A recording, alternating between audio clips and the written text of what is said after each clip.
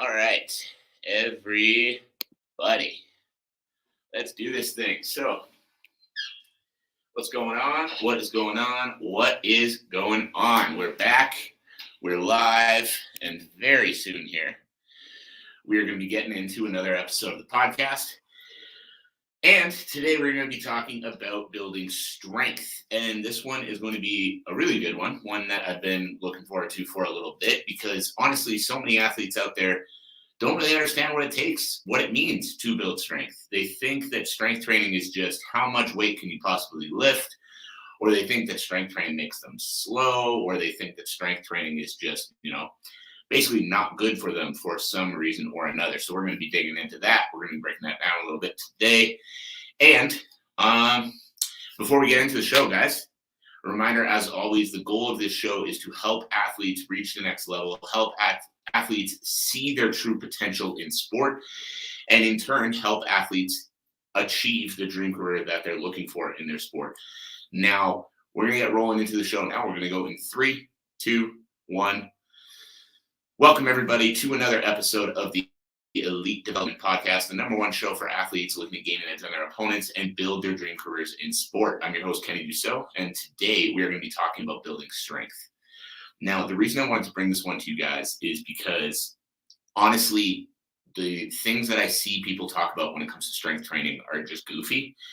And we're going to break down a couple of different pieces of that. So number one thing that I hear athletes say about strength training is lifting weights makes them slow. And we're just going to dig into that one a little bit, because there's not really much better way to put it other than a deep sigh. But basically, lifting weights makes you slow. Let's break down that myth.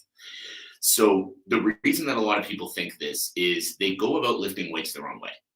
They bodybuild. They just train, push, pull legs, or, chest and back, shoulders and triceps, core and abs and legs, whatever the split is that they do. And they're not doing anything else on top of it. So yes, if all you're doing is lifting weights and you're not training your speed, you're not training your power, you're not actually, doing any of your skill specific training, it's probably going to make you a little slow. But you need to remember that's not everything that you're doing within your week. So yes, if all you do is bodybuild, you're probably going to lose a little bit of your speed. But if you mix proper strength training, full body work, with improving your power, improving your speed, and in turn continuing to improve your abilities as an athlete, it's not going to make you slow. What strength training actually does is it builds up your body's overall foundation, which means you need to use less energy to output while you're actually competing. Number two, as you continue to build, as you continue to get stronger, and you start working on balancing out your muscles, lower body to upper body, front to back, side to side, things like that, your body starts moving more efficiently.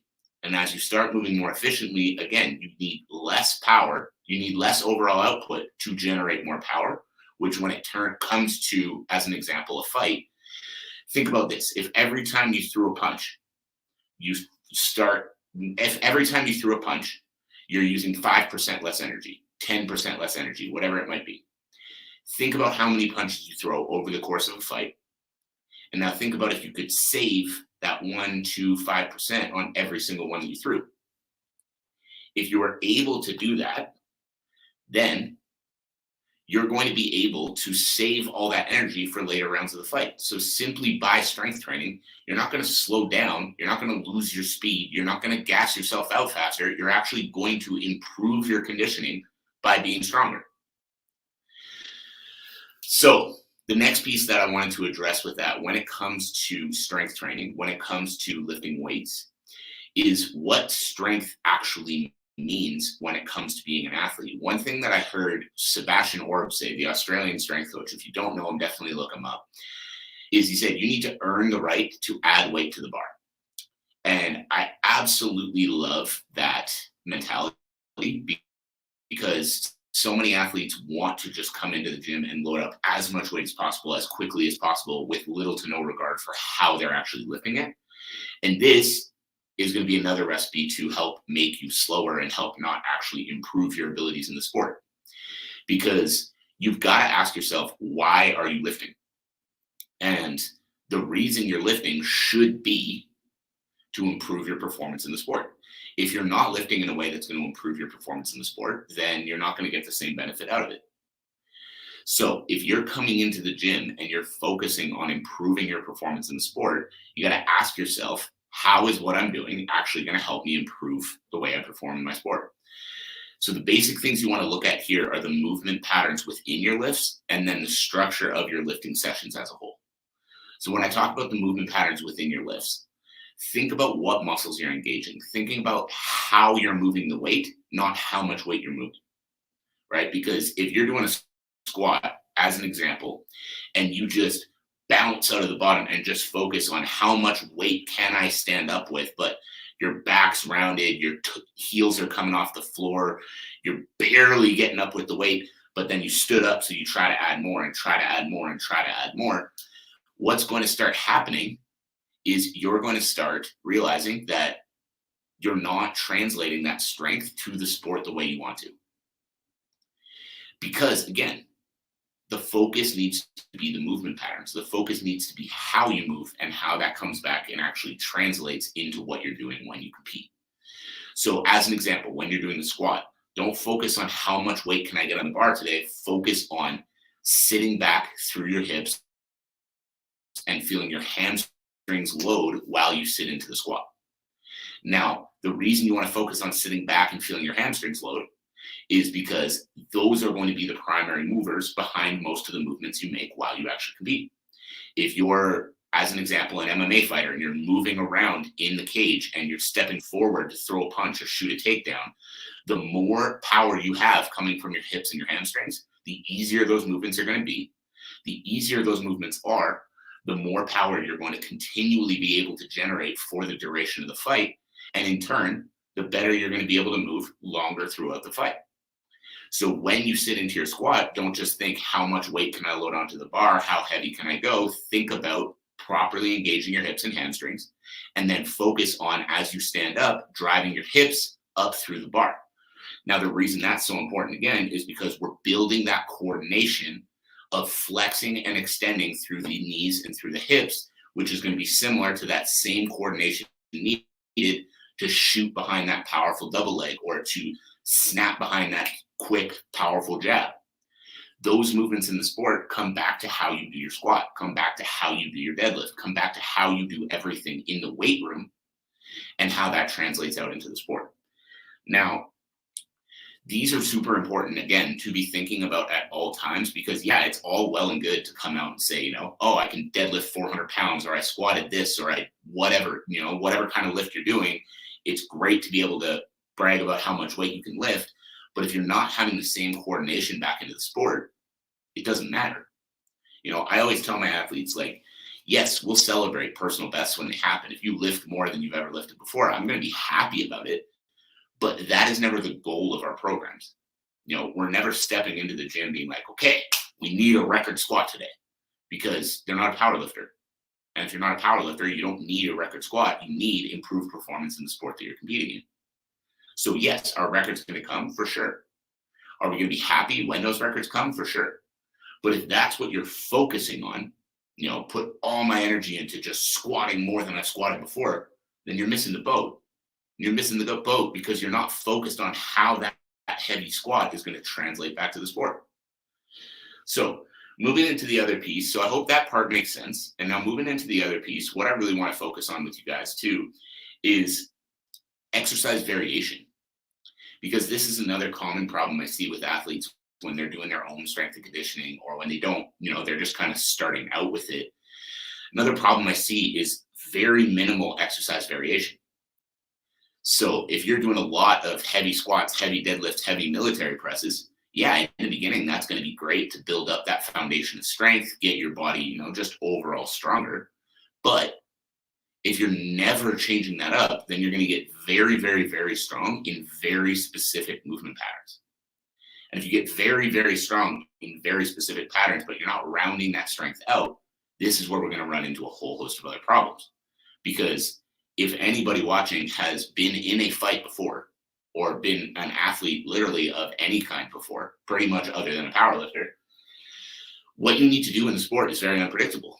You're never going to be able to just dictate, oh, I need to do exactly these 5 things and that's it, right? So your training needs to be cognizant of that. You need to be thinking about those things while you're hitting the weight room, while you're doing your plyometrics, while you're doing your sprint work, all of that stuff. Because if all you're ever doing is squatting, deadlifting, military pressing, up and down, up and down, up and down, then the trouble you're going to run into is you're not going to be able to move laterally very quickly. You're not going to be able to, generate power faster. You're not going to be able to do all these things that you need to do while you actually compete. So what I want you guys to think about when you're building out your strength training is varying up the exercises. Because one thing that I cannot stress enough is there is no one exercise that you need to do. There's no one exercise that is going to make or break a program, because the goal is adaptation. The goal is performance in the sport. So by switching up the exercises you're doing, hitting a back squat for a few weeks, and then as another lower body exercise, adding in a Romanian deadlift, adding in a Bulgarian split squat, adding in a dumbbell split squat off the floor, a barbell split squat off the floor, or a barbell Bulgarian split squat. Ugh, so many countries and squat variations there. But by throwing in a bunch of different ones like that, throwing in weighted lateral squats, throwing in walking lunges, throwing in all kinds of different lower body strength focused exercises, now you're adapting your body to a lot of different stimulus, which means you're adapting your body to be able to adapt to something that's more unpredictable, like a fight. So same idea with the upper body stuff as well. You don't want to be just vertical push, vertical pull. We want to make sure that we've got vertical pushing exercises, horizontal pushing exercises, single arm, both arms together, varying up the exercises when it comes to building strength so that, again, you are as strong as possible in as many planes of motion as possible. So just to recap that, what I want you guys to think about when you are looking at strength training is, first of all, strength training does not gas you out. You need to balance it with the skills training that you're doing, plyometric work, speed work, and so much more. And if you're balancing that properly, you don't need to be doing more than 2 to 3 strength training sessions per week, but you need to be doing that consistently. The second piece of that is, when it comes to strength training, the goal is always performing in the sport. So think about how you're lifting the weight. Don't think about how much weight you're lifting. Because if you're thinking about how you're lifting the weight, you're improving the coordinations, improving the movement patterns that you need in order to actually translate into success in the sport. And then number 3, vary up the exercises. You're doing the same 3 to 5 things every single strength session. You're going to become very, very accustomed to very specific exercises. And if that's the case, that might be all well and good for a little while, but the sport itself is unpredictable. And if the sport is unpredictable, you need to be adaptable, and you need to be able to respond to the unpredictable stimuli that you're going to face while you compete. So I hope this helped. I hope you got some value from this. If you did, I'd love to know what it was. Make sure to drop me a message on any of my social media platforms. The ways to do that will all be linked in the show notes below. Make sure to subscribe to the podcast, subscribe to the YouTube channel, follow me on all those social media platforms, all that good stuff. And as always, my big ask of you is, if you got value from the episode today, or you've gotten value from any of the other episodes of the show, share it with a coach, share it with a friend, share it with a teammate, share it with someone you know that is going to benefit from this message. So thank you. I appreciate you. I hope you have a great rest of your day, and we'll talk again soon.